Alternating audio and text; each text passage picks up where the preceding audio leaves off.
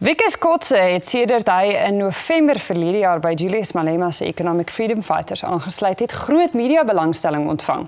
Hy is intussen ook aangestel in die EFF se provinsiale opdrag taakspan in Gauteng. En ons gesels vandag met Wikus oor die EFF. Welkom Wikus. Baie dankie. Die groot vraag op almal se lippe is hoekom? Hoekom het jy by die EFF aangesluit? Vir die laaste 20 jaar weet ons in Suid-Afrika dat kapitalisme werk nie. Die stelsel werk glad nie, want die gaping tussen die ryk en die arm word groter. En die arm in Suid-Afrika is die meerderheid in die land. En na 20 jaar in demokrasie moet ons weet dat die mense ook graag 'n lewe wil hê.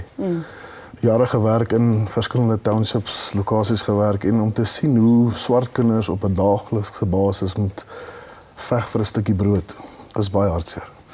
So wat is die oplossings wat die EFF bied wat tot jou spreek? Want ons almal weet dat ons 'n verskeidenheid probleme in die gesig staar. Armoede en die inkomstegaping is natuurlik voor op meeste mense se lyste van probleme, maar hoe gaan die EFF daai probleme oplos? Die stelsel wat die EFF inbring is die enigste stelsel wat Suid-Afrika se probleme kan aanspreek. Daar sien we beginselspunte waarvoor hulle staan. Vat van grond sonder vergoeding, nasionalisering van die myne, banke en dele van die ekonomie. Onderrig moet vry wees, weet gratis. Mediese sorg, behuising. Dit is natuurlik vir alle Suid-Afrikaners, wit en swart. Ook natuurlik die wegdoen van die tender, waar ons gaan sê ons gaan 'n stelsel inbring waar ons kapasiteit gaan vergroot. Industrialisasie moet plaasvind. Ons voer te veel materiaal uit na byvoorbeeld China, waar ons self die produkte kan vervaardig in Suid-Afrika. So ons wil daai deel ontwikkel sodat mense kan werk kry. Bou van 'n ekonomie in Afrika. En dan die stelsel wat die ANC gebruik het vir die laaste 20 jaar om grond terug te kry in die hande van mense het glad nie gewerk nie.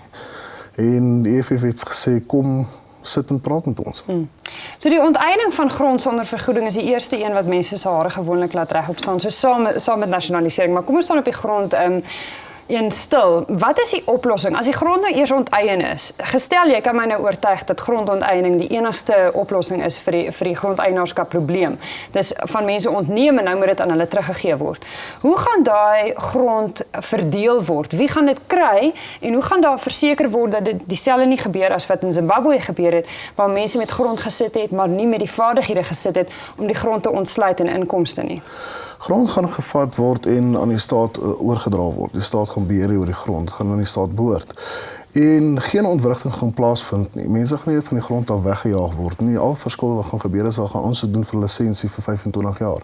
So sy produksie op die plaas gaan voortgaan soos wat dit nog nooit gestop het nie.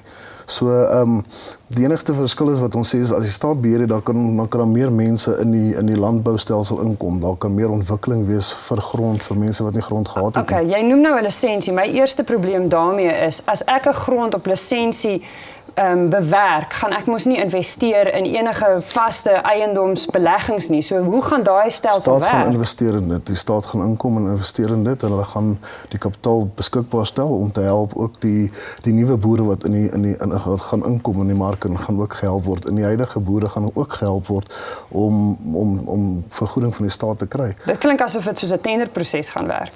Dit gaan glad nie wees nie, want het gaan staatsbeheer wees. Het gaan nie 'n individu wees wat 'n tender gaan kry. Dit gaan met riglyne gebeur en wetgewing gebeur. So individue gaan die grond bewerk nie? Ja, individue gaan nie grond bewerk. Okay. So hoe is dit anders as 'n tender? Die individue gaan nie, dis 'n lisensie wat jy gegee word. 'n tenderproses werk heeltemal anders te waar jy 'n groot bedrag vooruit kry om iets te doen. Maar as jy die geleentheid kry om grond te bewerk, dan word jy in effek ook die geleentheid gegee om baie geld te maak. So ek wil weet, hoe gaan daai besluitneming gemaak word? Die balans gaan daar wees dat wat ons wil hê moet gebeur is die landbou moenie ontwrig word nie. Die werk op die landbou is een van die sterkste punte wat ons moet opbou in Suid-Afrika as landbou. So ons wil dit glad nie ontwrig nie. Al wat moet gebeur is dat die grond, die private eiendom van grond, kan nie meer plaasvind nie. Daar's te veel mense wat in die verlede grond verloor het. Ons weet van die 1913 grondwet wat ingekom het wat mense hulle grond verloor het.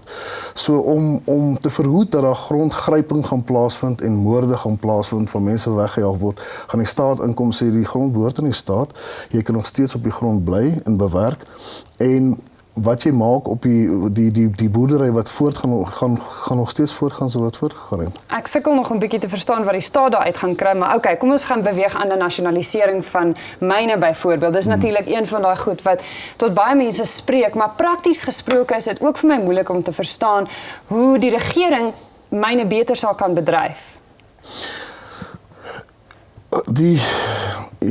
Die minerale reg van grond, jy het gemeenskappe wat daar rondom myne bly, wat in verdrukking en armoede bly. EFF sê dat nasionalisering van myne gaan gepaard gaan met die voorkoming van stakings wat ons nou het in die land, waar mense meer baat gaan vind uit salarisse wat verbeter gaan word as gevolg van die produksie wat uit die myn kom. So die kapitalistiese stelsel van verryking uit Suid-Afrika se minerale moet gestop word. Waar ons sê die gemeenskap moet ook baat vind by wat uit die grond uitkom. Die minerale wat uit die grond uitkom. Ek kan nie help om te wonder oor ander voorbeelde van organisasies waar die staat baie nou insaai het. Byvoorbeeld SAA of SAL dan, wat glad nie op hierdie stadium 'n winsgewende bedryf is nie.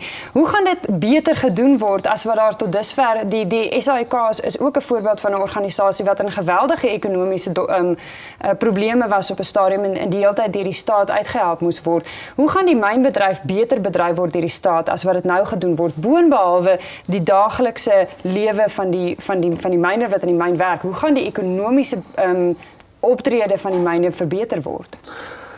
Jy gaan nie in die verlede wat die ANC gedoen het, as jy jarelang by die ANC was vir 30 jaar, maak nie saak of jy standaard 2 of standaard 3 het nie, die ANC jou 'n werk gegee. Ons gaan nou kyk na mense wat gekwalifiseerd is, wat weet hoe om die mynbedryf te hanteer, wat van Suid-Afrika is. Verstaan jy, ons wil hê dat die myn besit en die verryking wat kom uit die myne uit moet stopgesit word. So ons gaan mense hê wat aangestel word, wat gekwalifiseerd is, wat weet hoe om 'n myn te bedryf. Okay. En dan ten slotte, ons het ongelukkig nie meer baie tyd nie, maar een ding wat ek vir jou wou vra oor die verraaier vraag. Mense wat sê dat omdat jy wit is, kan jy tog sekerlik nie 'n lid van die EFF wees nie. En dit is omdat daar uitsprake deur Julius Malema al gemaak is wat sê dat alles wat wit mense het gesteel is. Hoe reageer jy op daai tipe kritiek? Ons moet teruggaan in geskiedenis en gaan kyk wat het regtig gebeur jare terug met die grond vir mense wat verwyder is van hulle grond af. 1913 se grondwet. 20 jaar na demokrasie in Suid-Afrika, waar Nelson Mandela sy hand uitgesteek het vir vergifnis, kry nog steeds onder die Afrikaner gemeenskap wat sê daar was niks fout met apartheid nie. Ek praat elke dag met mense, hulle redeneer elke dag met my sê daar was niks fout daarmee gewees nie. Daar was niks fout daarmee gewees nie omdat hulle nie aan die verkeerde kant van die lyn gebly het nie. En om 'n verraaier te wees 20 jaar later omdat jy die lewe van 'n swart mens wil verbeter, kan ek nie verstaan nie. Dit beteken vir my een ding dat die Afrikaner nog steeds in daai vakuum bly van ons is wit en ons is beter en dit is 'n swart probleem, is nie 'n wit probleem nie. Ons sê kom saam, werk saam met ons kan oplossings vir die land vind. As ons nie gaan saamwerk nie, gaan daai rassistiese skeiding groter en groter word. En ons sê kom na die tafel toe. Kom sit saam met ons gaan saam met julle werk. Niemand gaan vermoor word nie, niemand gaan weggejaag word nie. Ons wil net hê dat elke Suid-Afrikaner 'n behoorlike geleentheid het om 'n beter lewe te hê. Baie dankie dat jy met ons kom gesels het, baie edele motiewe daar. Dit was Wieke Skotse van die EFF.